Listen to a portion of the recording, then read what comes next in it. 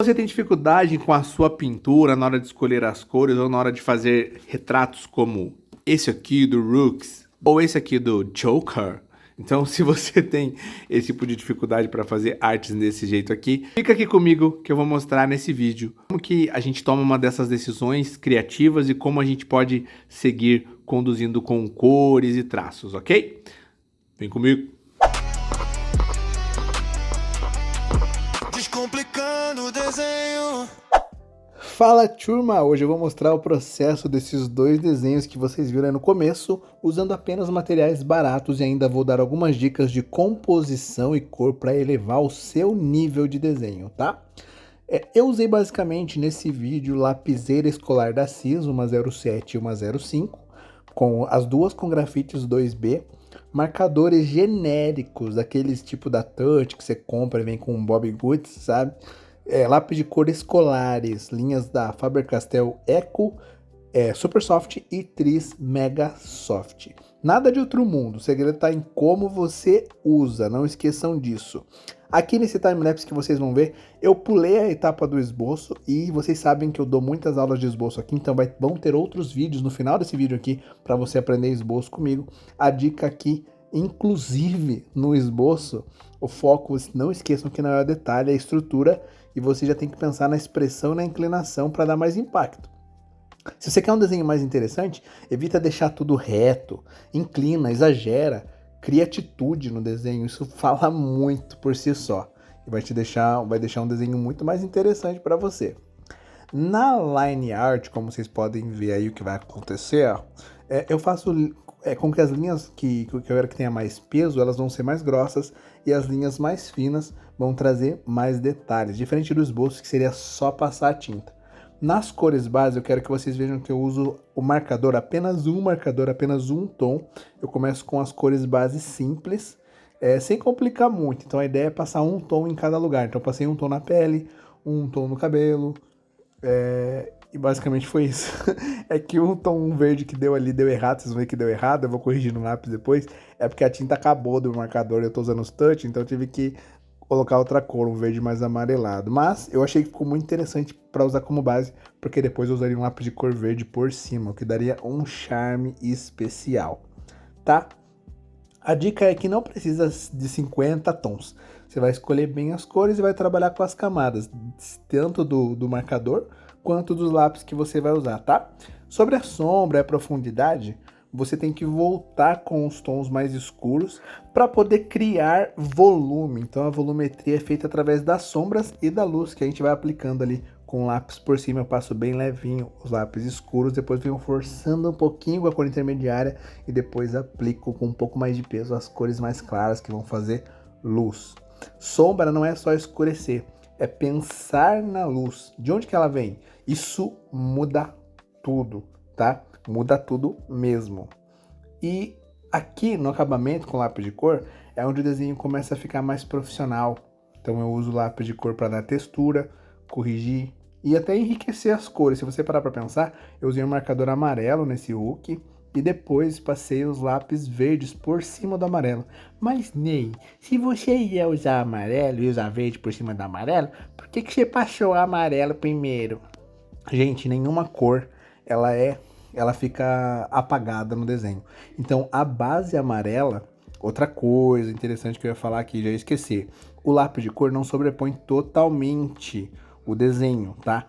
Não sobrepõe totalmente o marcador. Então eu coloquei um marcador amarelo porque ele vai aparecer através do lápis. Dependendo do lápis que você aplica, somente de forma mais clara, ele vai aparecer. Então aí o que vocês estão vendo é o lápis verde em cima da tonalidade amarela que dá esse efeito que vocês estão vendo aí, tá? Não esquece do fundo e da composição, isso é muito interessante. Então, o lápis de cor em cima do marcador dá um acabamento muito mais rico, não sei se vocês repararam aí. E uma coisa que eu pensei, vocês vão ver no final a arte do Hulk finalizada, eu queria que vocês vissem como eu consigo raciocinar as cores de uma forma um pouco mais rica. Por exemplo, eu coloquei o rosa no fundo, um rosa quase roxo no fundo do Hulk, Por quê? Porque eu pensei em cores complementares. Também irei fazer um vídeo aqui no canal sobre teoria das cores para vocês que não entendem muito bem disso. E para vocês que já entendem, sabem por que eu coloquei um personagem verde num fundo rosa, certo? Para dar aquele destaque que a gente gosta, que a gente ama. Aqui no Coringa, eu fiz o esboço com lápis de cor verde para não atrapalhar muito na hora que eu passasse o preto, dar destaque. Então eu queria esse destaque do lápis, do grafite, da lapiseira. Eu amei ter feito ele e vocês vão ver a diferença de... O Hulk foi feito mais pro lado do cartoon, apesar de ser um comics cartoonizado. Já o Coringa eu queria ele numa pegada um pouco mais sombria, mais comics. E vocês vão perceber também que o Hulk eu queria mais feliz, mais alegre. Então ele teve cores mais vibrantes, mais vivas, como por exemplo o verde, o amarelo, o azul no cabelo que eu usei. E o fundo rosa. Já o Coringa eu destaquei com um fundo escuro, com um cinza bem quente, mais escuro. E usei sombras mais marcadas e cores e detalhes mais chamativos para que o Coringa tivesse essa intenção mais maligna, de suspense. Por isso é que os olhos dele também são vermelhos, isso é um detalhe bem interessante.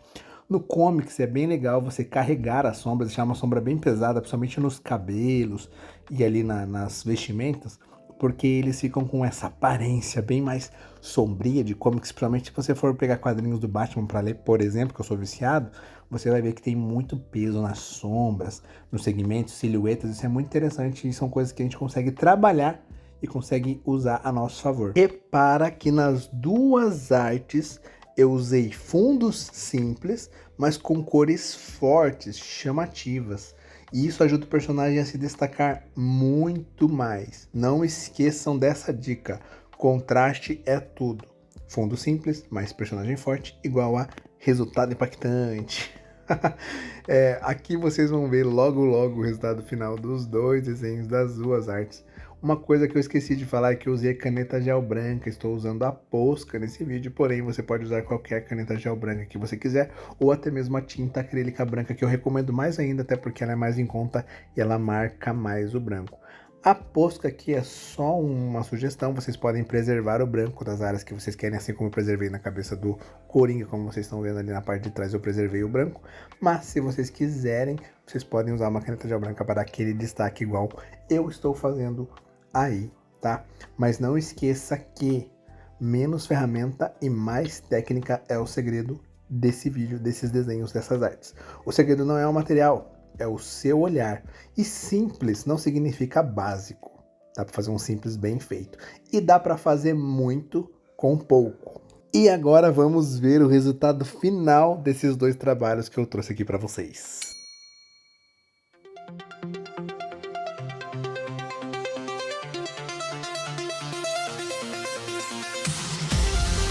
E esse é o resultado final dos nossos desenhos, feito com material simples, mas com técnica e com intenção.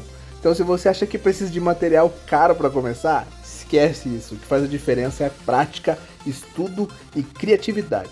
Se você já curtiu aqui, então deixa o like, se inscreve e fala aqui nos comentários. Você também desenha com material barato? Se sim, deixa nos comentários pra mim. Fique com o próximo vídeo que eu tenho certeza que você vai amar e vai aprender aqui. Vejo você no próximo vídeo. Um beijo no coração, fica com Jesus e tchau! Comecei com lápis e um sonho na mão.